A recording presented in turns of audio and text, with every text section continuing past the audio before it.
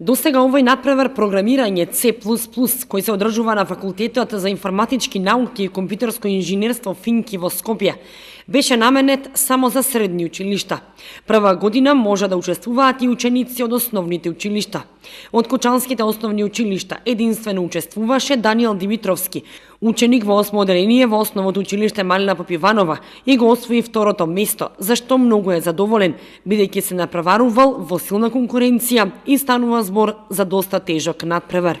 Јас на овогодишниот надпревар по програмирање C++, кој што прв пат се одржува оваа година, претходно беше само за средните, а оваа година е и за основните.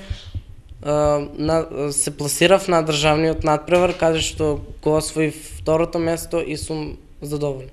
Се подготвував со мојот ментор Сања Тодорова, долго се подготвувавме. Даниел Димитровски работи под менторство на наставничката Сања Тодорова, наставник по информатика во основното училиште Малина Попиванова, која што веќе 3 години поред со своите ученици учествуваат на државен и го освојуваат првото место.